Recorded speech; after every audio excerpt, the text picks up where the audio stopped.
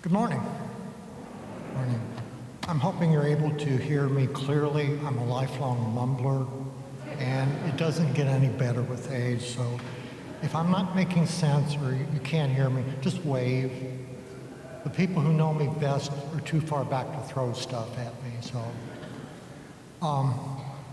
I came to the Cathedral after drifting through a half a dozen parishes in probably more than a dozen years. Coming here in the 90s was not the most pleasant experience. The sanctuary was deteriorating.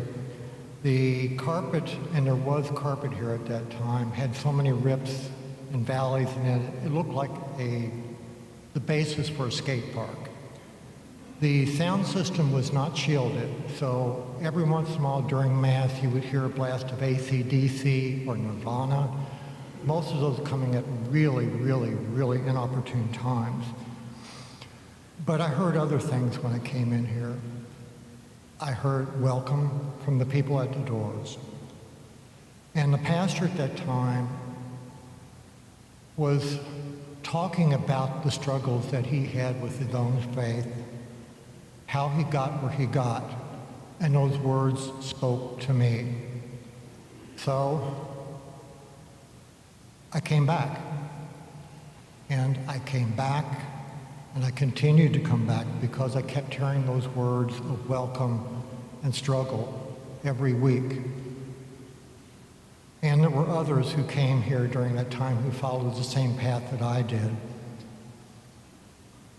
I stayed, I started to grow during the renovation here, became involved as a hospitality minister, which was a whole lot simpler then because during the renovation, everything you see up here was in the undercroft, so it was a much more controlled atmosphere and a lot closer to one another.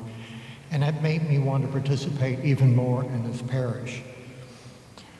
I started finding myself and was drawn to the social concerns and outreach program because I was, in fact, working as a social worker.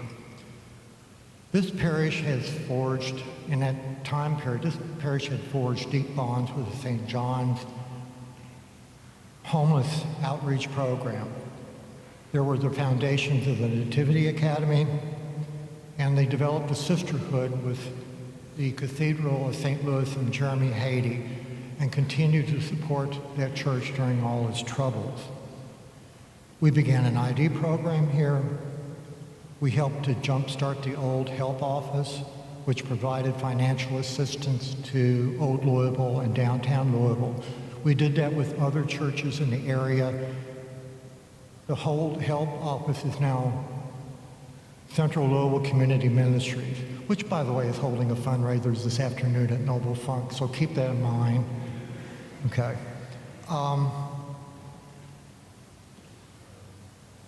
We developed crisis intervention teams to help parish members. We became involved with the Habitat for Humanity Repair Affair to help those individuals who needed the support, and the lunch program. We've been feeding people out the back door for decades. During a period of time, we developed a full kitchen and a dining room that would help feed the people, make them feel at home and welcome. Okay, I'm here 30 years on. We are all here 30 years on. Many of those people who were involved in the programs initially are no longer here, and we've gone through some major crises. We have had a couple of financial crises. We've had COVID to deal with. We have lost energy, we have lost people, we've lost focus, but we still strive to be the best that we can be. So we continue to work together. We've welcomed a family and helped a family resettle here from Africa as immigrants. We are working with Catholic Charities and walking with moms in need to provide assistance support to single families. We have been working with St. Augustine and St. Bernard, whatever it's pronounced here, for oneness, moving towards oneness so that we can overcome racial and social isolation. We have met with members of Christ Church Cathedral to begin pooling resources.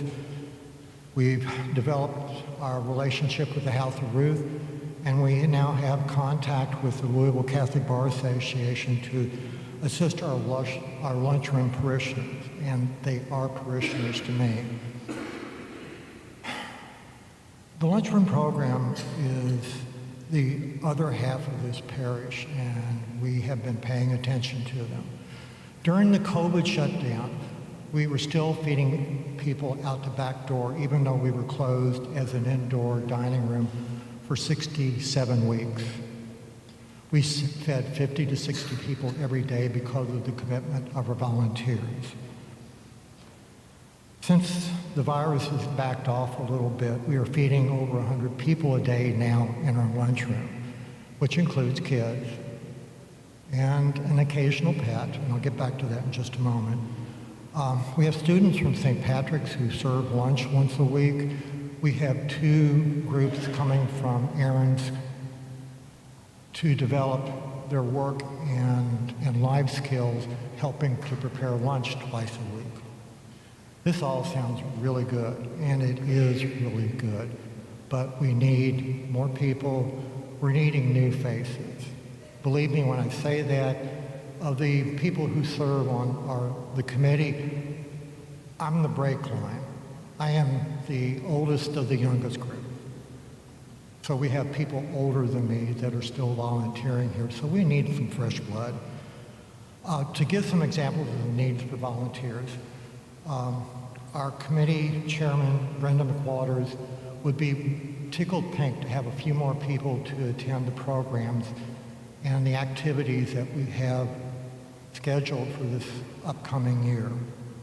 I personally would enjoy having a couple of people volunteer to help coordinate collecting pet food and restocking the pet food, because we have 3 students from 8th grade students from Sacred Heart Model School who were very persistent in pursuing this project for school, and I don't want to disappoint those young ladies and gentlemen, because they probably could figure out where I live, and I don't want that coming back on me. And finally, during COVID shutdown, we lost contact with the health department.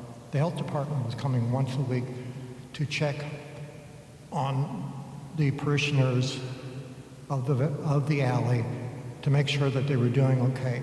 We've lost that contact, and we need to redevelop that relationship. So I'd appreciate it very much if you would think about all these activities. And in case you forget everything I've said here, the office staff put this into every bulletin. On one side is formation, the other one is about social services.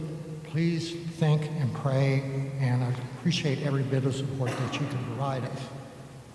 Thank you.